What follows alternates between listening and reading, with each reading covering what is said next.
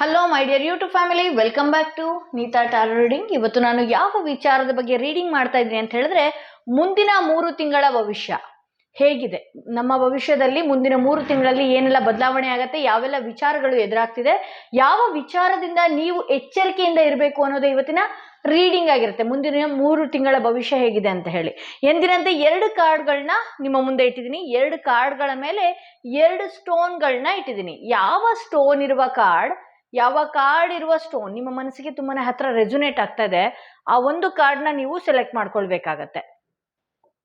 ಮುಂದಿನ 3 ತಿಂಗಳ ಭವಿಷ್ಯ ಹೇಗಿದೆ ಅನ್ನೋದು ಇವತ್ತಿನ ರೀಡಿಂಗ್ ಆಗಿರುತ್ತೆ. ಈ ವಿಡಿಯೋನ ಒಂದಷ್ಟು ನಿಮಿಷಗಳ ಕಾಲ ವಿಡಿಯೋನ ಪಾಸ್ ಮಾಡಿ ನೀವು ನಂಬುವ ದೇವ್ರು ಏನಿದಾರಲ್ಲ ಅವರ ಹೆಸರನ್ನ 3 ಬಾರಿ ಹೇಳ್ತಾ ಇರಬಹುದು, ಅವ್ರ ಹತ್ರ ಪ್ರಾರ್ಥನೆ ಮಾಡ್ತಾ ಇರಬಹುದು. ನೀವು ಒಂದು ಕಾರ್ಡ್ನ ಸೆಲೆಕ್ಟ್ ಮಾಡ್ಕೊಳ್ಬೇಕಾಗತ್ತೆ. ಆ ದೇವ್ರನ್ನ ನೆನೆಸ್ಕೊಂಡು ಒಂದು ಕಾರ್ಡ್ನ ನೀವು ಸೆಲೆಕ್ಟ್ ಮಾಡ್ಕೊಳ್ಬೇಕಾಗತ್ತೆ. ಒಂದು ಒಳ್ಳೆಯ ಫ್ರೆಶ್ ಮೈಂಡಿಂದ ತಗೊಳ್ಳಿ. ಇದೇ ಯೂನಿವರ್ಸ್ ಕಡೆಯಿಂದ ನಿಮಗೆ ಬರುವಂತಹ ಸೂಚನೆ ಈ ರೀಡಿಂಗ್ಗಳಲ್ಲಿ ಕೊಡುತ್ತೆ. ಓಕೆ, ಟ್ಯಾರೋ ರೀಡಿಂಗ್ ಅಷ್ಟು ಸತ್ಯನ ಅಂತ ಹೇಳಿದ್ರೆ ಎಷ್ಟೋ ಸಾವಿರ ಸೆಲೆಬ್ರಿಟೀಸ್ ಆಗಿರಬಹುದು, ಎಷ್ಟೋ ಜನಗಳಾಗಿರಬಹುದು, ಎಷ್ಟೋ ಪೊಲಿಟಿಷಿಯನ್ಸ್ ಆಗಿರಬಹುದು, ಪ್ರತಿಯೊಬ್ಬರಿಗೂ ಇದರಲ್ಲಿ ನಂಬಿಕೆ ಬಂದಿದೆ. ಏಕೆಂದರೆ ಎಲ್ಲರೂ ರೀಡಿಂಗ್ ತಗೊಂಡಿರೋದ್ರಿಂದ, ಎಲ್ಲರೂ ಅಂದರೆ ಕೆಲವೊಂದಷ್ಟು ಪೊಲಿಟಿಷಿಯನ್ಸ್ ಆಗಿರಬಹುದು, ಆ್ಯಕ್ಟ್ರಸ್ಗಳಾಗಿರಬಹುದು, ಸೆಲೆಬ್ರಿಟೀಸ್ ಆಗಿರಬಹುದು, ಆ್ಯಂಕರ್ಸ್ಗಳಾಗಿರಬಹುದು, ಸಾಕಷ್ಟು ಜನ ತಗೊಂಡು ಒಳಿತು ಕಂಡಿದ್ದಾರೆ. ಓಕೆ, ಕೆಲವೊಂದಷ್ಟು ಜನಕ್ಕೆ ಈ ವಿಡಿಯೋ ಜನರಲ್ ರೀಡಿಂಗ್ ಆಗಿದ್ರು ಕೂಡ ರೆಸೊನೇಟ್ ಆಗಿದೆ. ಸಾಕಷ್ಟು ಜನ ಅದರ ರಿವ್ಯೂ ಕೊಡ್ತಾ ಇದ್ದೀರಿ, ಸಾಕಷ್ಟು ಜನ ಡೈರೆಕ್ಟಾಗಿ ಬಂದು ಅಪಾಯಿಂಟ್ಮೆಂಟ್ ಕೂಡ ತಗೊಳ್ತಾ ಇದ್ದಾರೆ. ಸೊ ಎಂದಿನಂತೆ 2 ಸ್ಟೋನ್ಗಳನ್ನ ಇಟ್ಟಿದ್ದೀನಿ. 2 ಸ್ಟೋನ್ಗಳ ಮೇಲೆ 2 ಕಾರ್ಡ್ಗಳ ಮೇಲೆ 2 ಸ್ಟೋನ್ ಇಟ್ಟಿದ್ದೀನಿ. ಯಾವ ಸ್ಟೋನ್ ನಿಮ್ಮ ಮನಸ್ಸಿಗೆ ಹತ್ರ ರೆಸೊನೇಟ್ ಆಗಿದೆ ಆ ಒಂದು ಕಾರ್ಡ್ನ ನೀವು ಸೆಲೆಕ್ಟ್ ಮಾಡ್ಕೊಂಡಿದ್ದೀರಾ ಅಂತ ಅನ್ಕೊಳ್ತೀನಿ. ಯಾರೆಲ್ಲ ಮೊದಲನೆಯ ಕಾರ್ಡ್ ಸೆಲೆಕ್ಟ್ ಮಾಡ್ಕೊಂಡ್ರು ಅವರ ಮುಂದಿನ 3 ತಿಂಗಳ ಭವಿಷ್ಯ ಹೇಗಿದೆ ನೋಡೋಣ. ಯಾರೆಲ್ಲ ಈ ಸ್ಟೋನ್ ಇರುವ ಕಾರ್ಡ್ ಸೆಲೆಕ್ಟ್ ಮಾಡ್ಕೊಂಡ್ರಿ ಅವರ ಮುಂದಿನ 3 ತಿಂಗಳ ಭವಿಷ್ಯ ಹೇಗಿದೆ ನೋಡೋಣ. ಏನೆಲ್ಲ ಬದಲಾವಣೆ ಇದೆ, ಏನೆಲ್ಲ ಚೇಂಜಸ್ ಇದೆ, ಯಾವ ವಿಚಾರದಲ್ಲಿ ನೀವು ಎಚ್ಚರಿಕೆಯಿಂದ ಇರಬೇಕು,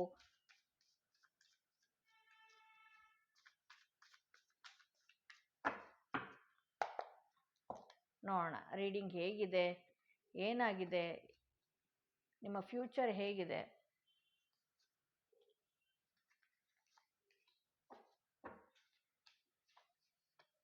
ಓಕೆ,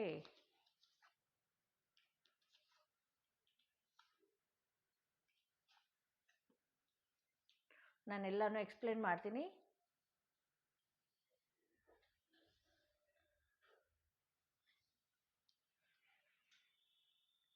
ಇಲ್ಲಿ ಸಾಕಷ್ಟು ಜನ ಹಣದ ವಿಚಾರವಾಗಿ ಒಂದಷ್ಟು ಕನ್ಫ್ಯೂಷನಲ್ಲಿದ್ದೀರಿ. ಯಾವುದೋ ಒಂದು ಹಣ ಬರುತ್ತೆ ಅನ್ನೋದಕ್ಕೋಸ್ಕರ ಈಗಿರೋ ಹಣನ ನೀವು ಪೋಲ್ ಮಾಡಿಕೊಂಡು ಬರೋ ಹಣನ ಸ್ಟ್ರಕ್ ಮಾಡ್ಕೊಂಡಿದ್ದೀರಿ ಅನ್ನೋದು ಯಾರೆಲ್ಲ ಈ ರೀಡಿಂಗ್ ನೋಡಿದಿರಿ ಅಲ್ಲ, ಆ ರೀಡಿಂಗಲ್ಲಿ ತೋರಿಸ್ತಾ ಇದೆ. ಹಣದ ವಿಚಾರವಾಗಿ ಇನ್ನೂ ಬರುತ್ತೆ ಅಂತ ತಿಳ್ಕೊಳ್ಳೋದು ನಿಮಗೆ ನೀವೇ. ಯಾವುದೋ ಒಂದು ಹೋಪ್ ಇತ್ತು, ಯಾವುದೋ ಒಂದು ಹಣ ಬರಬೇಕಾಗಿರುವಂಥ ಹಣನೇ ಇತ್ತು. ಸೊ ಇಲ್ಲಿ ಕೈಯಲ್ಲಿರೋ ಹಣಗಳನ್ನೆಲ್ಲ ಕಳ್ಕೊಂಡು ಏನು ಮಾಡೋದು ಅನ್ನುವ ಗೊಂದಲದಲ್ಲಿದ್ದೀರಿ. ಓಕೆ, ಇಲ್ಲಿ ಯಾರು ರೀಡಿಂಗ್ ನೋಡ್ತಾ ಇದ್ದೀರಲ್ಲ, ಹಣ ಬಂದಾಗ ಒಂದಷ್ಟು ದುಡುಕಿ ನೀವು ಏನೇನೋ ಬೇಡದ ವಸ್ತುಗಳಿಗೆ ಖರ್ಚು ಮಾಡ್ಕೊಳ್ಳೋದಾಗಿರಬಹುದು, ಅದು ಕನ್ಫ್ಯೂಷನ್ನು. ಬಟ್ ಹಣ ಕಳ್ಕೊಂಡಾಗ ಏನಾಗುತ್ತೆ ಅಂತ ಹೇಳಿದ್ರೆ, ನಾನು ಈ ಸಲ ಬಂದರೆ ಆ ರೀತಿ ಇಟ್ಕೊಳ್ಬೇಕು, ಇಲ್ಲ ಇನ್ಮೇಲಿಂದ ಶ್ರದ್ಧೆಯಿಂದ ಇರಬೇಕು, ನಾನು ಆಗಿರ್ಬೇಕು ಹೀಗಿರಬೇಕು ಅಂತ ಬಂದಾಗ ಮೈಂಡಲ್ಲಿ ಅದ್ರದ್ದು ಗಮನನೇ ಬೇರೆ, ಅದ್ರ ಆಟನೇ ಬೇರೆ ತೋರಿಸ್ತೀರಿ ಅಂತ ಇಲ್ಲಿ ರೀಡಿಂಗಲ್ಲಿ ಹೇಳ್ತಾ ಇದೆ.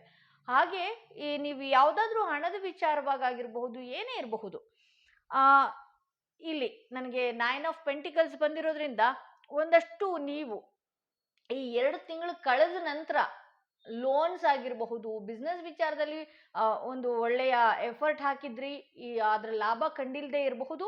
ಬಟ್ ಆದರೆ 2 ತಿಂಗಳ ನಂತರ ಅದರ ಲಾಭನ ಪಡಿತೀರಿ. ಹೊಸ ಹೊಸ ವಿಚಾರಗಳು, ಅವಕಾಶಗಳು ನಿಮಗೆ ಬರೋದಕ್ಕೆ ಶುರು ಆಗುತ್ತೆ. ಕೆಲಸದ ವಿಚಾರವಾಗಿ ಏನಾದ್ರು ನೋಡ್ತಾ ಇದ್ರೆ 2 ತಿಂಗಳ ನಂತರ ಆ ಕೆಲಸದ ವಿಚಾರವಾಗಿ ಹಾಗೆ ತೀರುತ್ತೆ ಅಂತ ಹೇಳಬಹುದು. ಹಾಗೆ ಒಂದಷ್ಟು ನಿಮ್ಮ ಈಗೇನು ಕನ್ಫ್ಯೂಷನಲ್ಲಿ ಮೈಂಡಲ್ಲಿ ಇದ್ದೀರಲ್ವ ನೀವು, ನಿಮ್ಮ ಮೈಂಡಲ್ಲಿ ನೀವು ಒಳ್ಳೆಯ ಬಿಸ್ನೆಸ್ ಮಾಡಬೇಕು ಅಂತ ಏನಾದರೂ ನಿಮ್ಮ ತಲೆಯಲ್ಲಿದ್ದರೆ ಆ ಬಿಸ್ನೆಸ್ ಕೂಡ, ಆ ಐಡಿಯಾಸ್ ಕೂಡ ನಿಮ್ಮ ತಲೆಯಲ್ಲಿ ಹೊಳೆಯೋದಕ್ಕೆ ಶುರು ಆಗುತ್ತೆ ಅಂತ ಹೇಳಬಹುದು. ಹಾಗೆ ಇಲ್ಲಿ ಒಂದಷ್ಟು ಇಷ್ಟು ದಿನಗಳ ಕಾಲ ನಿಮ್ಮ ಕೆಲಸ ಕಾರ್ಯಗಳು ಸ್ಟ್ರಕ್ ಆಗಿದ್ರೆ ಆ ಕೆಲಸ ಕಾರ್ಯಗಳು ಆಗ್ತಾ ಬರುತ್ತೆ ಅಂತಾನೆ ಹೇಳಬಹುದು. ಇಲ್ಲಿ ಕೆಲವೊಂದು ಸಲ ನೀವು ಎಮೋಷನಲ್ ಇಂದ ಏನ್ ಮಾಡ್ಕೊಳ್ತಾ ಇದೀರಿ ಅಂತ ಹೇಳಿದ್ರೆ, ಯಾವುದೋ ಒಂದು ವಿಚಾರನ ನೆನ್ಪು ಮಾಡ್ಕೊಳ್ಳೋದು, ಅದೇ ವಿಚಾರವಾಗಿ ಅದೇ ಗುಂಗಲ್ಲಿ ನೀವು ಕೊರಗೋದು, ಈ ರೀತಿ ಎಲ್ಲ ಮಾಡ್ಕೊಂಡು ಏನ್ ಮಾಡ್ತಿದ್ದೀರಿ ಅಂತ ಹೇಳಿದ್ರೆ, ಮುಂದಿನ ದಿನದಲ್ಲಿ ಆಗ್ಬೇಕಾಗಿರುವಂತ ಒಳ್ಳೆ ಕಾರ್ಯಗಳು ಅದನ್ನ ಇನ್ನೂ ಡಿಲೇ ಮಾಡ್ಕೊಳ್ತಾ ಇದ್ದೀರಿ, ನಿಮಗೆ ನೀವೇ ಡಿಲೇ ಮಾಡ್ಕೊಳ್ತಾ ಇದ್ದೀರಿ ಅಂತ ಹೇಳಬಹುದು. ಇಲ್ಲಿ ಆ ಕೆಲವೊಂದಷ್ಟು ನೀವು ಏನು ಅವಕಾಶಗಳು ನೋಡ್ತೀರಿ ಅಂತ ಹೇಳಿದ್ನಲ್ಲ, ಅದೇ ರೀತಿ ಕೆಲವೊಂದು ಸಂಬಂಧಗಳಲ್ಲಿ ಏನಾದ್ರೂ ಬಿರುಕು ಬಿದ್ದಿದ್ರೆ, ಸಂಬಂಧಿಕರ ನಡುವೆ ಬಿರುಕು ಬಿದ್ದಿದ್ರೆ ಅದು ಕೂಡ ಸರಿ ಹೋಗುವ ಸಾಧ್ಯತೆ ಹೆಚ್ಚಿದೆ ಅಂತ ಹೇಳ್ಬಹುದು. ಯಾರೋ ತುಂಬಾ ಮಾತಾಡದೆ ಇದ್ದಿದ್ದು ಆಗಿರಬಹುದು, ನಿಮ್ಮಿಂದ ಅಂತರ ಪಡೆದಿದ್ದಾಗಿರಬಹುದು, ನೀವು ಅವ್ರಿಗೆ ಈಗೋ ತೋರಿಸಿದಾಗಿರ್ಬೋದು, ಅವ್ರು ನಿಮ್ಮ ಮುಂದೆ ಈಗೋ ತೋರಿಸಿ ನಿಮ್ಮಿಂದ ದೂರ ಆಗಿದ್ದಾಗಿರ್ಬಹುದು. ಆ ವಿಚಾರಕ್ಕೆ ಏನು ನೀವು ಇಬ್ರು ದೂರ ಆಗಿದ್ರಿ, ರಿಲೇಟಿವ್ಸ್ ಆಗಿರಬಹುದು, ರಿಲೇಶನ್ಶಿಪ್ ಆಗಿರಬಹುದು, ರಿಲೇಷನ್ಸ್ ಯಾರೇ ಇರಬಹುದು, ಆ ಸಂಬಂಧ ಸರಿ ಹೋಗುತ್ತೆ ಈ 3 ತಿಂಗಳಲ್ಲಿ ಅಂತ ತೋರಿಸ್ತಾ ಇದೆ. ಇಲ್ಲಿ ಹೊಸ ಹೊಸ ಕೆಲಸ ಮಾಡಬೇಕು ಅನ್ನುವ ಐಡಿಯಾ ನಿಮ್ಮ ತಲೆಯಲ್ಲಿ, ನಾನು ಈಗ ಮತ್ತೆ ಹೇಳಿದ್ದೆ, ಆ ಕೆಲಸಗಳು ಏನಾದರೂ ಸ್ಟ್ರಕ್ ಆಗಿದ್ರೆ ಆಗ್ತಾ ತೀರುತ್ತೆ. ಹಾಗೆ ಹೊಸ ಬಿಸ್ನೆಸ್ ಏನಾದರೂ ಮಾಡಬೇಕು ಅಂತ ಅನ್ಕೊಂಡಿದ್ರೆ ಆ ಬಿಸ್ನೆಸ್ ಕೂಡ ಅದ್ರ ಕಡೆ ಫೋಕಸ್ ಮಾಡೇ ತೀರ್ತೀರಿ ಅಂತ ಹೇಳಬಹುದು. ಇಲ್ಲಿ ನನಗೆ 3 ತಿಂಗಳಲ್ಲಿ ಏನು ಹೇಳ್ತಾ ಇದೆ, ಈಗ ನಡೀತಾ ಇದೆಯಲ್ಲ ನಿಮ್ಮ ಕನ್ಫ್ಯೂಷನ್ನು, ನಿಮಗೆ ಹಣದ ಬಿಕ್ಕಟ್ಟಾಗಿರಬಹುದು, ಸಂಬಂಧಗಳಲ್ಲಿ ಬಿಕ್ಕಟ್ಟಾಗಿರಬಹುದು, ಅದೆಲ್ಲ ಏನು ನಡೀತಾ ಇದೆಯಲ್ಲ ಅದಕ್ಕೆಲ್ಲ ಇನ್ನು 3 ತಿಂಗಳ ನಂತರ ಅಂತ್ಯ ಕಾಣುತ್ತೆ ಅಂತಲೇ ಹೇಳಬಹುದು. ಆ ಕಷ್ಟದ ದಿನಗಳಿಗೆ ಅಂತ್ಯ ಕಾಣುತ್ತೆ ಅಂತಲೇ ಹೇಳ್ಬೋದು. ವೀಲ್ ಆಫ್ ಫಾರ್ಚೂನ್ ಬಂದಿರೋದ್ರಿಂದ ನೀವು ಒಂದಷ್ಟು ಏನು ಹೇಳುತ್ತೆ, ಈಗ ಏನು ಕೆಟ್ಟ ಸಮಯ ಕಳೀತಾ ಇದ್ರಿ, ಸಡನ್ ಆಗಿ ಒಳ್ಳೆಯ ಸಮಯಕ್ಕೆ ನೀವು ತಿರುಗ್ತಾ ಇದ್ರಿ. ನೀವು ಯಾರಿಂದಾದ್ರೂ ಅವಮಾನ ಪಟ್ಟಿದ್ರೆ, ಯಾರಾದ್ರೂ ನಿಮ್ಮ ಮನಸ್ಸಿಗೆ ಚುಚ್ಚಿ ಇದ್ರೆ, ಯಾರಾದ್ರೂ ನಿಮ್ಮನ್ನ ತುಂಬಾ ಕೆಳಮಟ್ಟದಲ್ಲಿ ನೋಡಿದ್ರು ಅಂತ ಹೇಳಿದ್ರೆ ಅದೆಲ್ಲ ಚೇಂಜ್ ಆಗುವಂತ ಸಾಧ್ಯತೆ ಇದೆ. ನಿಮ್ಮನ್ನ ಯಾರು ಗೋಳ ಹೊಯ್ಕೊಂಡಿದ್ರು, ಅಥವಾ ನೀವು ಯಾರು ನಿಮಗೆ ಹರ್ಟ್ ಮಾಡಿದ್ರು, ಓಕೆ, ಅದೆಲ್ಲ ಬದಲಾಗುವಂತ ಸಮಯ. ನೀವು ಅವರು ಆ ರೀತಿ ಹೋಗೋದನ್ನ ನೀವು ನೋಡಬಹುದು. ಅವ್ರಿಗಿನ್ಯಾರೋ ಅವಮಾನ ಮಾಡಿದ್ದೋ, ಅಥವಾ ಅವರು ನಿಮಗೆ ಎಷ್ಟು ಹರ್ಟ್ ಮಾಡಿದರೆ ಅಷ್ಟು ಅದನ್ನ ನೀವು ನೋಡ್ಬೋದು ಕಣ್ಣಾರೆ ಅಂತಾನೆ ಹೇಳ್ಬೋದು. ಈ ರೀಡಿಂಗ್ ಅಷ್ಟು ಅದ್ಭುತವಾಗಿ ಬಂದಿದೆ. ಆದ್ರೆ ಈಗಿನ ಸಿಚುವೇಶನ್ ಹೇಗಿದೆ ಅಂತ ಗೊತ್ತಾ? ದುಡ್ಕೋದು. ನೋಡಿ, ಇಲ್ಲಿ ಫುಲ್ ಕಾರ್ಡ್ ಬಂತು. ದುಡ್ಕೋದು ಈಗಿನ ಸಮಯನೇ ನೀವು ಅದೇ ರೀತಿ ಇದೆ. ದುಡ್ಕೋದು, ಮತ್ತೆ ನೆಗ್ಲಿಜೆನ್ಸಿ ಜಾಸ್ತಿ, ಕನ್ಫ್ಯೂಷನ್ ಮೈಂಡ್ ಜಾಸ್ತಿ. ಓಕೆ, ಅದಕ್ಕೆ ನಾನು ಹೇಳೋದು, ಶನಿವಾರದ ದಿನ ಏನಿದೆಯಲ್ಲ, ಶನಿವಾರ ದಿನ ಹನುಮರ ಗುಡಿಗೆ ಹೋಗಿ ಬರೋದು, ಶನಮಾತ್ಮನ ಗುಡಿಗೆ ಹೋಗಿ ಬರೋದು, ಈ ರೀತಿ ಫಸ್ಟು ಶನಮಾತ್ಮನ ದೇವಸ್ಥಾನಕ್ಕೆ ಹೋಗಿ ಹನುಮರ ಗುಡಿಗೆ ಹೋಗಿ 3 ಪ್ರದಕ್ಷಿಣೆ ಹಾಕಿ ಬಂದ್ರೆ ನಿಮ್ದು ಏನಿದೆಯಲ್ಲ ನೆಗೆಟಿವ್ ಎನರ್ಜಿ ಏನೇನು ನಿಮಗೆ ಕಾಡ್ತಾ ಇದೆಯಲ್ಲ ಅದೆಲ್ಲ ರಿಮೂವ್ ಆಗುವಂತ ಸಾಧ್ಯತೆ. ತುಂಬಾನೇ ದುಡುಕ್ತಿರಿ. ನೀವು ಎಷ್ಟು ನೆಗ್ಲೆಕ್ಟ್ ಅಂತ ತೋರಿಸ್ತಾ ಇದೆ ಇಲ್ಲಿ ಯೂನಿವರ್ಸ್ ಅಂತ ಹೇಳಿದ್ರೆ, ಕೆಲಸ ಮಾಡ್ಬೇಕಾಗಿರೋ ಕೆಲಸಗಳನ್ನ ನಿಮಗೆ ನೀವೇ ಅದಾಗ್ಬಿಡುತ್ತೆ ಅಂತ ಓವರ್ ಕಾನ್ಫಿಡೆನ್ಸ್ ಅಲ್ಲಿ ನೀವು ಇರ್ತೀರಿ. ಅದ ಆಮೇಲೆ ಮಾಡೋಣ ಅಂತ ಹೇಳ್ತೀರಿ. ಆಮೇಲೆ ಅದಕ್ಕೆ ಆ ಕೆಲಸದ ವಿಚಾರವಾಗಿ ಗುದ್ದಾಟಗಳನ್ನ ಮಾಡೋದು, ಫೈಟ್ ಮಾಡೋದು. ಯಾವುದೋ ಒಂದು ದಿನ ನಿಮಗೆ ನೀವೇ ಸಿಟ್ಟು ತಗೊಳ್ಳೋದು, ರಚ್ಚು ತಗೊಳ್ಳೋದು, ಈ ರೀತಿ ಮಾಡ್ಕೊಳ್ಳೋದು. ಸೊ ಈ ಕೆಲವ್ರಿಗೆ ಏನೇ ಇರಲಿ, ಅವ್ರಿಗೆ ಎಷ್ಟೇ ನಿಮ್ಗೆ ಹರ್ಟ್ ಮಾಡಿರ್ಲಿ, ಎಷ್ಟೇ ಇದಾಗಿರ್ಲಿ, ನೀವು ದುಡುಕಿ ಬೇರೆಯವ್ರಿಗೆ ಹರ್ಟ್ ಮಾಡೋದಕ್ಕೂ ಹೋಗಬೇಡಿ. ಯಾರೋ ಒಬ್ರು ನಿಮ್ಗೆ ಭಾರಿ ಚೆನ್ನಾಗಿ ಹೇಳ್ತಾ ಇರ್ತಾರೆ, ನಿನ್ನ ಲೈಫಲ್ಲಿ ಈ ಥರ ಮಾಡಬೇಡ, ಈಗ ಹೋಗಬೇಡ, ನೀನು ಸರಿಯಾಗಿರು, ಸರಿಯಾದ ದಾರಿಯಲ್ಲಿ ಇರು ಅಂತ ಎಷ್ಟೋ ಬಾರಿ ಹೇಳಿದ್ರು ಕೂಡ ನಿಮ್ಮ ವರ್ತನೆ ಯಾವ ರೀತಿ ಇರುತ್ತೆ ಅಂತ ಹೇಳಿದ್ರೆ, ಈ ರೀತಿ ಫೂಲ್ ರೀತಿ, ಅಲ್ಲಿ ಗುಂಡಿ ಇದೆ ಬೀಳ್ತೀಯ ನೀನು ಅಂತ ಎಷ್ಟೋ ಬಾರಿ ಹೇಳ್ತಾರೆ. ಬಟ್ ಆದ್ರೆ ನೀವು ಹಾಗಲ್ಲ, ಇಲ್ಲ ಬಿದ್ದೇ ತೀರ್ತೀನಿ ಅಂತ. ನನಗೆ ಗೊತ್ತಿದೆ ಆ ಗುಂಡಿನ ಹೆಂಗ್ ಮೇಂಟೈನ್ ಮಾಡೋದು ಅನ್ನುವ ಓವರ್ ಕಾನ್ಫಿಡೆನ್ಸ್ ನಿಮ್ಗಿರುತ್ತೆ. ಅಲ್ಲಿ ನಿಮ್ಮ ಕೆಲಸಗಳು ಕೂಡ ಪೋಸ್ಟ್ಪೋನ್ಮೆಂಟ್ ಆಗತ್ತೆ. ಆಗಬೇಕಾಗಿರೋ ಒಳ್ಳೆ ಕೆಲಸ ನಿಮ್ಮ ದುಡುಕು ನಿರ್ಧಾರಗಳಿಂದ ನಿಮಗೆ ನೀವೇ ಪೋಸ್ಟ್ಪೋನ್ ಮಾಡ್ಕೊಳ್ತಾ ಇದ್ದೀರಿ. ಏನೇ ಮಾಡೋದಿರಲಿ, ಯಾರನ್ನೇ ನಂಬೋದಾಗಿರಲಿ, ಯಾವುದೇ ವಿಚಾರಕ್ಕೆ ನೀವು ಮುಂದೋಡೋದಾಗಿರಲಿ, ಒಂದಷ್ಟು ತಾಳ್ಮೆಯಿಂದ ಕೂತ್ಕೊಂಡು ಯೋಚನೆ ಮಾಡಿ. ಏಕೆಂದರೆ ಇಲ್ಲಿ ನನಗೆ ಎಷ್ಟು ಕಾರ್ಡ್ಸ್ಗಳು, ತುಂಬ ಒಳ್ಳೆ ಕಾರ್ಡ್ಸ್ಗಳು, ನಿಮ್ಗೆ ಕೆಟ್ಟ ಸಮಯ ಕಳೆಯುವಂಥದ್ದಾಗಿರ್ಬೋದು, ಏನೇ ಇರ್ಬೋದು. 2 ತಿಂಗಳು ನೀವು ಸಮಾಧಾನವಾಗಿ ಏನಾದರೂ ನಡ್ಕೊಂಡು ಹೋದ್ರಿ, ಹಾಗೆ ತಾಳ್ಮೆಯಿಂದ ಇದ್ರಿ ಅಂತ ಹೇಳಿದ್ರೆ ಹಣದ ಅವಕಾಶಗಳು ಬರುತ್ತೆ, ಸಂಬಂಧಗಳು ಸರಿ ಹೋಗುವಂಥದ್ದಿರುತ್ತೆ. ನಿಮ್ಮ ಕೆಲಸಗಳು ಏನು ಸ್ಟ್ರಕ್ ಆಗಿತ್ತಲ್ಲ, ಅದು ಬ್ಯಾಂಕ್ದಾಗಿರಬಹುದು, ಮನೆ ವಿಚಾರ ಆಗಿರಬಹುದು, ಮನೆ ಲೋನ್ ಆಗಿರಬಹುದು, ಸೈಟ್ ಆಗಿರಬಹುದು, ಮಗು ವಿಚಾರ ಆಗಿರಬಹುದು, ಯಾವುದೇ ವಿಚಾರ ಆಗಿರ್ಬೋದು, ಆ ಕೆಲಸಗಳು ಆಗ್ತಾ ಬರುತ್ತೆ. ಒಂದಷ್ಟು ತಾಳ್ಮೆಯಿಂದ ಇರಿ. ನಾನು ಓವರಾಲ್ ಈ ಕಾರ್ಡ್ ನಾನು ನೋಡೋದಾದ್ರೆ ನಾನು ಏನು ಹೇಳ್ತೀನಿ ಅಂತ ಹೇಳಿದ್ರೆ, ನೀವು ಒಂದಷ್ಟು ಈ ಶನಿವಾರದ ರೆಮಿಡೀಸ್ಗಳನ್ನ ನೀವು ಮಾಡ್ಕೊಳ್ಳೋದು ತುಂಬಾನೇ ಉತ್ತಮ ಅಂತ ಹೇಳ್ಬೋದು. ಶನಿವಾರದೊತ್ತು ನೀವು ಹನುಮನ ದೇವಸ್ಥಾನಕ್ಕೆ ಹೋಗಿ ಅಲ್ಲಿ ದೀಪ, ಎಳ್ಳೆಣ್ಣೆಯ ದೀಪ ಹಚ್ಚಿಟ್ಟು ಬರೋದಾಗಿರಬಹುದು. ಹಾಗೆ ಏನು ಹೇಳ್ತಾರೆ, ಹಳ್ಳಿ ಮರದ ಕೆಳಗಡೆ ಹೋಗಿ 5 ದೀಪಗಳನ್ನ, ಎಳ್ಳೆಣ್ಣೆ ದೀಪಗಳನ್ನ ಇಟ್ಟು ಪ್ರದಕ್ಷಿಣೆ ಮಾಡ್ಕೊಂಡು ಬರೋದಾಗಿರಬಹುದು. ಈ ರೀತಿ ಎಲ್ಲ ಈ 2 ತಿಂಗಳು ಏನಾದರೂ ನೀವು 5 ವಾರಗಳ ಕಾಲ, ಶನಿವಾರಗಳ ಕಾಲ ಮಾಡ್ಕೊಂಡು ಬಂದ್ರಿ ಅಂದರೆ ನಿಮ್ಮ ಕಷ್ಟಗಳು ಈ ರೀತಿ ಸತ್ತು ಹೋಗುತ್ತೆ ಅಂತ ತೋರಿಸುತ್ತೆ. ನಿಮ್ಮ ಕಷ್ಟಗಳು ಸತ್ತು ಮತ್ತೆ ಮುಂದಿನ ದಿನಗಳಲ್ಲಿ ನೀವು ಇನ್ನು 3 ತಿಂಗಳಲ್ಲಿ ಒಳ್ಳೊಳ್ಳೆ ಅವಕಾಶಗಳು ನಿಮ್ಮ ಜೀವನದಲ್ಲಿ ಬರೋದಕ್ಕೆ ಶುರು ಆಗುತ್ತೆ. ಈ ರೀತಿ ನಿಮ್ಮನ್ನ ದಿಕ್ಕು ತಪ್ಪಿಸುವಂಥ ಜನಗಳು ಎದುರಿಗೆ ಬರೋದಿಲ್ಲ, ಕನ್ಫ್ಯೂಷನ್ ಆಗೋದಿಲ್ಲ. ಹಣದ ಸ್ಟ್ರಕ್ ಏನಾದರೂ ಆಗಿತ್ತು ಅಂತ ಹೇಳಿದ್ರೆ ಹಣದ ಸ್ಟ್ರಕ್ ಕೂಡ ರಿಮೂವ್ ಆಗುತ್ತೆ. ದಯವಿಟ್ಟು ಒಂದಷ್ಟು ನೀವು ನಿಮ್ಮ ಏನಿದೆ ನೀವು ನೆಗ್ಲೆಕ್ಟ್ ಆಗಿರಬಹುದು, ಸ್ನಾನ ಮಾಡೋದಕ್ಕೂ ಕೂಡ ನೆಗ್ಲೆಕ್ಟ್ ಮಾಡ್ಕೊಳ್ಳೋದಾಗಿರ್ಬೋದು. ಆಧ್ಯಾತ್ಮ ಬಿಡಿ, ದೊಡ್ಡ ಪದ ಆಗುತ್ತೆ. ನಾನೇನಾದರೂ ಈ ಪದ ಹೇಳಿದ್ರೆ ಆಧ್ಯಾತ್ಮ ಅಂದ್ರೆ ಏನು, ಅದಕ್ಕೆ ಒಂದಷ್ಟು ಕಮೆಂಟ್ ಹಾಕೊಳ್ತಾ ಕೂತ್ಕೊಳ್ತೀರಿ.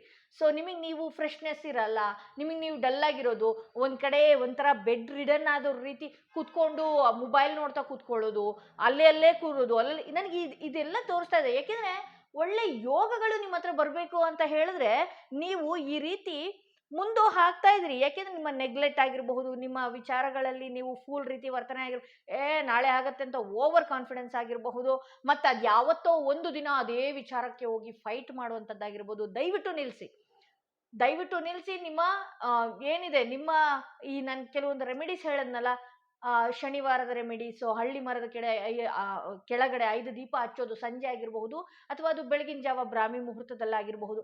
ಅದರ ರೆಮಿಡೀಸ್ ಮಾಡ್ಕೊಳ್ಳಿ, ನಿಮ್ಗೆ ಗೊತ್ತಾಗತ್ತೆ. 5 ದೀಪಗಳು ಹಚ್ಚಿದಾಗ ನಿಮ್ಮ ಪಂಚಭೂತಗಳು ಆಕ್ಟಿವೇಟ್ ಆಗುತ್ತೆ. ಅದ್ರ ಕೆಳಗಡೆ ಸುತ್ತರಿದ್ರೇ ಸಾಕು, ನಿಮ್ಗೆ ಎಷ್ಟೋ ಲಾಭಗಳಲ್ಲಿ ಬಂತು ಅಂತಾನೆ, ಎಷ್ಟೋ ನಿಮ್ಮ ಆಹಾರ ಶುದ್ಧಿ ಆಯಿತು ಅಂತಾನೆ. ನಿಮ್ಮ ಆಹಾರ ಫುಲ್ ಬ್ಲಾಕೇಜ್ ಆಗಿರಲಿ, ಅದರಲ್ಲಿ ಒಂದು ಲೈನ್ ಆದರೂ ಆಹಾರ ಶುದ್ಧಿ ಆಗತ್ತೆ ಅಂತಾನೆ ಹೇಳ್ಬೋದು. ಸೊ ಇದು ಮೊದಲನೆಯ ಕಾರ್ಡ್. ಯಾರು ಸೆಲೆಕ್ಟ್ ಮಾಡ್ಕೊಂಡಿದ್ರಿ ಅಲ್ಲ, ಅವರ ರೀಡಿಂಗ್ ಇದಾಗಿತ್ತು ಅಂತ ಹೇಳ್ತಾ ಮೊದಲನೆಯ ಕಾರ್ಡ್ ರೀಡಿಂಗ್ ಈಗಲೇ ಮುಗಿಸ್ತಾ ಇದ್ದೀನಿ. ಇಲ್ಲಿಗೆ ಮುಗಿಸ್ತಾ ಇದ್ದೀನಿ. ಯಾರೆಲ್ಲ ಸೆಕೆಂಡ್ ಸ್ಟೋನ್ ಇರುವ ಕಾರ್ಡ್, ಈ ಸ್ಟೋನ್ ಇರುವ ಕಾರ್ಡ್ ಸೆಲೆಕ್ಟ್ ಮಾಡ್ಕೊಂಡ್ರಿ, ಅವರ ರೀಡಿಂಗ್ ನೋಡೋಣ ಹೇಗಿದೆ ಅಂತೇಳಿ. ಹಾಗೆ ಯಾರಿಗೆಲ್ಲ ಇಂಡಿವಿಜುವಲ್ ಪರ್ಸನಲ್ ಟ್ಯಾರೋಡಿಂಗ್ ಸೆಷನ್ ಬೇಕು ಅನ್ನೋದಾದರೆ ಡಿಸ್ಕ್ರಿಪ್ಷನಲ್ಲಿ ಕೊಟ್ಟಿರುವ ನಂಬರ್ಗೆ ಕಾಲ್ ಮಾಡಿ ಮುಂಚಿತವಾಗಿ ಅಪಾಯಿಂಟ್ಮೆಂಟ್ನ ತಗೊಳ್ಳಿ ಅಂತ ಹೇಳ್ತಾ ಈ ರೀಡಿಂಗ್ನ ಶುರು ಮಾಡ್ತಾ ಇದ್ದೀನಿ. ನಿಮ್ಮ ಮುಂದಿನ 3 ತಿಂಗಳ ಭವಿಷ್ಯ ಹೇಗಿದೆ, ಮುಂದಿನ 3 ತಿಂಗಳು ಯಾವ ರೀತಿ ನಡೆಯುತ್ತೆ ನಿಮ್ಮ ಲೈಫಲ್ಲಿ, ಏನೆಲ್ಲ ಎದುರಾಗ್ತಾ ಇದೆ, ಯಾವ ವಿಚಾರದಿಂದ ನೀವು ಎಚ್ಚರಿಕೆಯಿಂದ ಇರಬೇಕಾಗತ್ತೆ, ಪ್ರಕೃತಿ ನಿಮಗೆ ಏನು ಸಂದೇಶಗಳು ಕೊಡುತ್ತೆ, ಈ ಎಲ್ಲ ರೀಡಿಂಗ್ ಕೂಡ ನಾನು ಮಾಡ್ತೀನಿ. ಸಾಕಷ್ಟು ಜನ ಕಮೆಂಟ್ ಹಾಕಿದ್ರಿ, ಮೇಡಮ್ ಮೊದಲನೇ ರೀಡಿಂಗ್ ತುಂಬ ಮುಂದೆ ಕೇಳ್ಕೊಂಡು ಹೋಗ್ತೀರಿ, ಸೆಕೆಂಡ್ ಕಾರ್ಡ್ ಯಾಕೆ ಬೇಗ ಮುಗಿಸ್ತೀರಿ ಅಂತ. ಮೊದಲನೇ ರೀಡಿಂಗಲ್ಲಿ ಏನಾಗುತ್ತೆ ಅಂದರೆ 1-1.5 ನಿಮಿಷ ಬರೀ ನಾನು ಏನು ಡಿಸ್ಕ್ರಿಪ್ಷನಲ್ಲಿ ನಂಬರ್ ಕೊಟ್ಟಿದ್ದೀನಿ, ಅಪಾಯಿಂಟ್ಮೆಂಟ್ ಇದೆಲ್ಲ ನಡೆಯುತ್ತೆ. ಅದು ಯಾಕೆ ನೀವು ಅಬ್ಸರ್ವ್ ಮಾಡಲ್ಲ? ಓಕೆ, ಸಾಕಷ್ಟು ಜನ ಕಮೆಂಟ್ ಮಾಡಿದಿರಿ. ಓಕೆ, ನಾನು ಎಲ್ಲಾನು ನಿಮ್ಗೆ ಎಕ್ಸ್ಪ್ಲೇನ್ ಮಾಡ್ತೀನಿ. ನಿಮ್ಮ ಲೈಫಲ್ಲಿ ಈ ಹಿಂದೆ ಕೆಲವೊಂದು ವಿಚಾರಗಳು ನಡೆದಿದೆಯಲ್ಲ, ಆ ವಿಚಾರಗಳಿಂದ ನೀವು ಒಂದು ಸರಿಯಾದ ನಿರ್ಧಾರದೊಂದಿಗೆ ಮುಂದುವರಿತಿದ್ದೀರಿ. ಕೆಲವು ಸಲ ತಾಳ್ಮೆನೂ ಕಳ್ಕೊಳ್ತೀರಿ. ಈ ರೀಡಿಂಗ್ ಸೆಕೆಂಡ್ ಕಾರ್ಡ್ ರೀಡಿಂಗ್ ಯಾರು ಸೆಲೆಕ್ಟ್ ಮಾಡ್ಕೊಂಡ್ರಲ್ಲ, ಕೆಲವು ಸಲ ತಾಳ್ಮೆನೂ ಕಳ್ಕೊಳ್ತೀರಿ. ತಾಳ್ಮೆ ಕಳ್ಕೊಂಡು ಏನಾಗುತ್ತೆ, ಇದು ನನ್ನಿಂದ ಆಗೋದೇ ಇಲ್ವೇನೋ,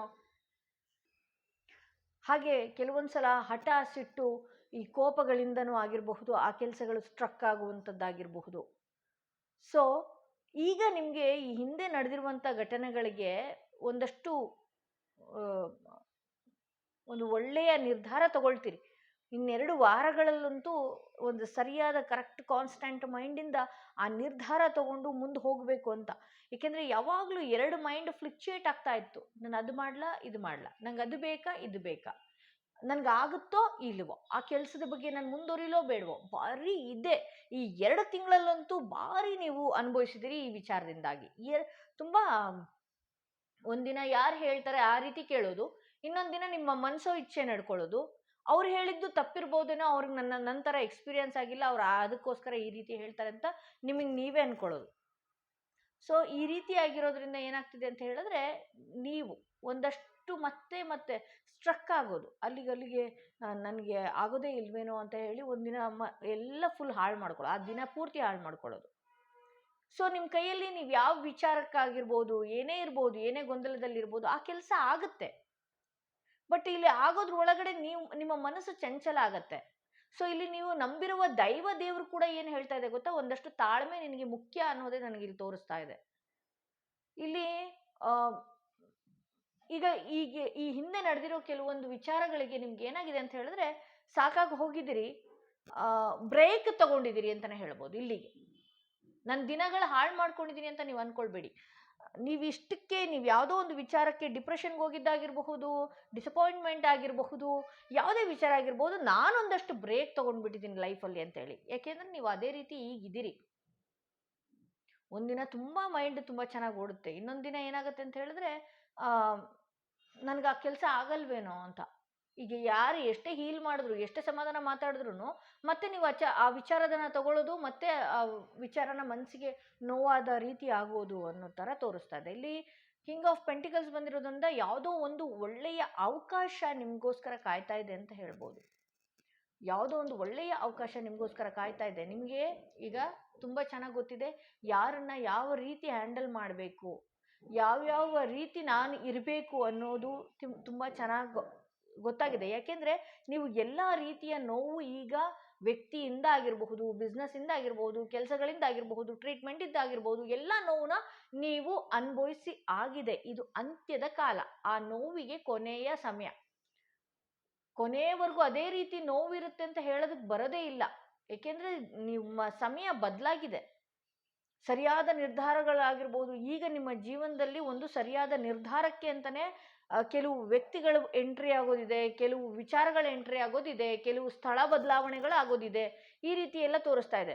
ಒಬ್ಬ ಏನು ನಿಮಗೆ ನಿಮ್ಮ ಮನಸ್ಸಿಗೆ ಸಮಾಧಾನ ಆಗುವಂಥದ್ದಾಗಿರಬಹುದು, ಅಥವಾ ನಿಮ್ಮನ್ನು ಸರಿಯಾದ ರೀತಿಗೆ ತಗೊಳ್ಳುವಂತಹ ವ್ಯಕ್ತಿ ನಿಮ್ಮ ಲೈಫ್ನಲ್ಲಿ ಈಗ ಎಂಟ್ರಿ ಕೊಡ್ತಾರೆ ಅಂತಲೇ ನನಗೆ ತೋರಿಸ್ತಾ ಇದೆ. ಸರಿಯಾದ ನಿರ್ಧಾರ, ಅದು ಯಾರಿಯೇ ಆಗಿರಬಹುದು ಆಯ್ತಾ. ನಿಮ್ಮ ಜೀವನದಲ್ಲಿ ಯಾವ ನೋವಿಗೆ ಕಾಯ್ತಾ ಇದ್ದೀರಿ, ಯಾವ ನೋವನ್ನ ತುಂಬ ಅನುಭವಿಸ್ತಾ ಇದ್ದೀರಿ ಅಲ್ವಾ, ಆ ನೋವನ್ನ ಹೀಲ್ ಮಾಡೋದಕ್ಕೆ ಅಂತಲೇ ಒಬ್ಬ ವ್ಯಕ್ತಿ ನಿಮ್ಮ ಜೀವನದಲ್ಲಿ ಪ್ರವೇಶ ಕೊಡ್ತಾರೆ. ಆ ನೋವಿಂದ ನೀವು ಕೂಡ ಒಂದಷ್ಟು ದೂರ ಮಾಡ್ಕೊಳ್ತೀರಿ, ದೂರ ಹೋಗುತ್ತೆ ಶಾಶ್ವತವಾಗಿ ಆ ನೋವು ಕೂಡ ಅಂತ ಹೇಳಬಹುದು.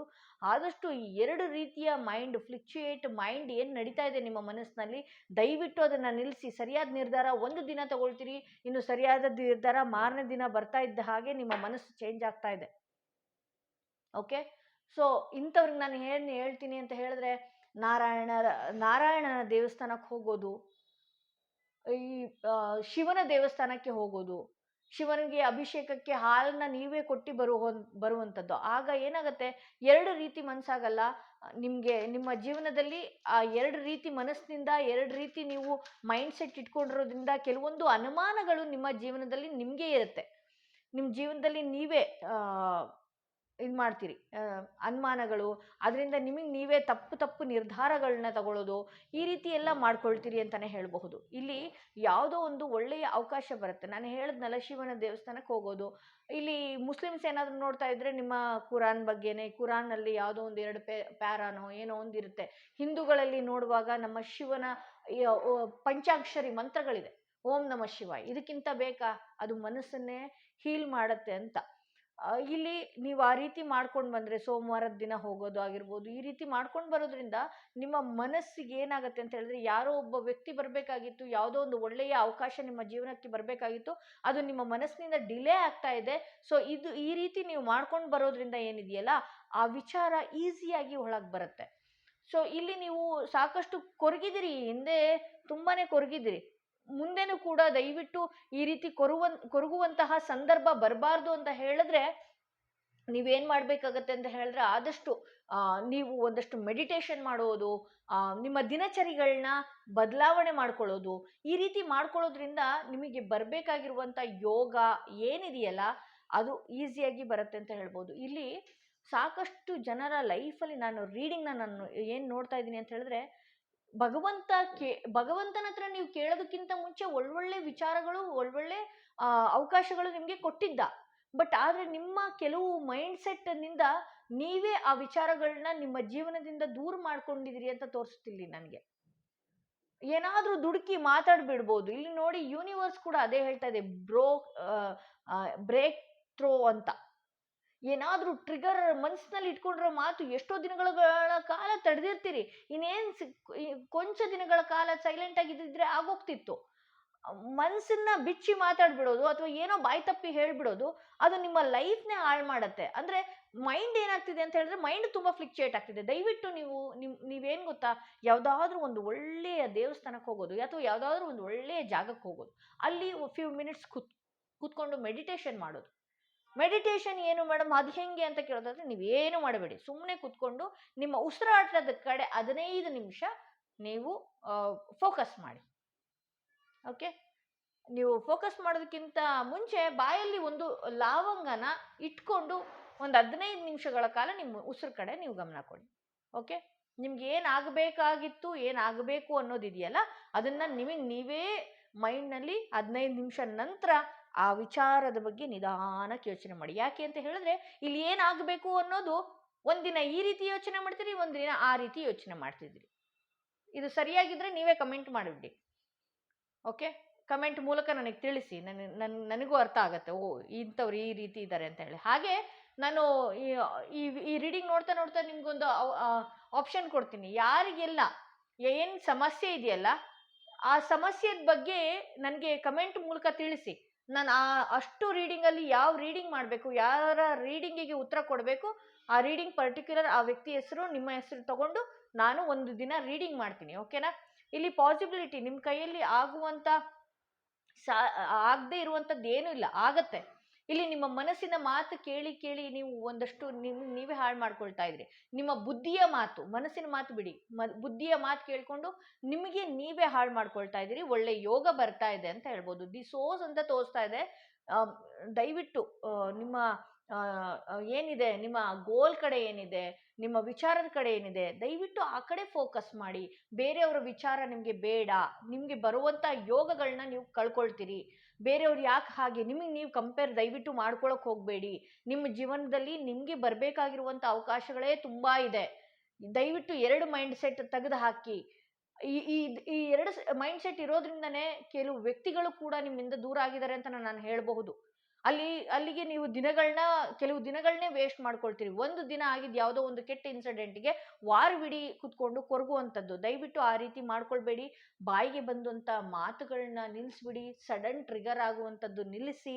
ನೀವು ಒಂದಷ್ಟು ಮೆಡಿಟೇಷನ್ ಮಾಡ್ಕೊಳ್ಳಿ. ಮೆಡಿಟೇಷನ್ ನಂತರ ಏನಿದೆಯಲ್ಲ, ನಿಮ್ಗೆ ಏನು ಆಗಬೇಕಾಗಿದೆ ಅನ್ನುವ ವಿಚಾರ ಏನಿದೆಯಲ್ಲ, ನಿಧಾನವಾಗಿ ಅದನ್ನ ನಿಮಗೆ ನೀವೇ ಹೇಳ್ಕೊಳ್ಳಿ. ಯಾಕೆಂದರೆ ತುಂಬ ಗೊಂದಲದಲ್ಲಿದ್ದೀರಿ. ಇದು ಮಾಡ್ಬೇಕು, ಅದು ಮಾಡ್ಬೇಕು, ಅದಾಗತ್ತೆ, ಇದಾಗತ್ತೆ. ನಿಮಗೆ ನೀವೇ ಹೇಳ್ಕೊಳ್ಳಿ, ಇದಾಗಬೇಕು, ಇದಾಗತ್ತೆ, ಇದಾದ ನೆಕ್ಸ್ಟ್ ನಾನು ಈ ರೀತಿ ಮಾಡಬೇಕು, ನನ್ನ ಪ್ರೊಸೆಸಿಂಗ್ ಈ ರೀತಿ ಇರಬೇಕು, ನನ್ನ ಪ್ರೋಗ್ರೆಸ್ ಈ ರೀತಿ ಇರಬೇಕು ಅನ್ನೋದು ನಿಮಗೆ ನೀವೇ ಇದನ್ನ ಮಾಡ್ಕೊಳ್ಳಿ. ಅಂದರೆ ಫಿಕ್ಸ್ ಮಾಡ್ಕೊಳ್ಳಿ. ಅದನ್ನು ಅಫರ್ಮೇಷನ್ನ ನೀವೇ ಕಳಿಸ್ಕೊಳ್ಳಿ. ಹೌಸ್ ಬರ್ತಾ ಇದೆ, ಇಲ್ಲಿ ಕೆಲವರು ಜಾಗ ಬದಲಾವಣೆ ಮಾಡೋದು ಉತ್ತಮ. ಹಾಗೆ ಕೆಲವರು ಲೈಫಲ್ಲಿ ಮನೆಯೂ ಕೂಡ ಬದಲಾವಣೆ ಮಾಡ್ತೀರಿ ಅಂತ ಹೇಳ್ಬೋದು. ಹೊಸ ಮನೆಗೆ ಹೋಗ್ತೀರಿ ಅಂತ ಹೇಳ್ಬೋದು. ಒಂದಷ್ಟು ಜಾಗ ಬದಲಾವಣೆ ಮಾಡ್ತೀರಿ ಈ ತಿಂಗಳಲ್ಲಿ ಅನ್ನೋದು ನಾನು ನೋಡಬಹುದು. ಸೊ ಇದು ಸೆಕೆಂಡ್ ಕಾರ್ಡ್ ರೀಡಿಂಗ್. ಯಾರು ಸೆಲೆಕ್ಟ್ ಮಾಡ್ಕೊಂಡಿದ್ರಿ ಅವರ ರೀಡಿಂಗ್ ಇದಾಗಿತ್ತು.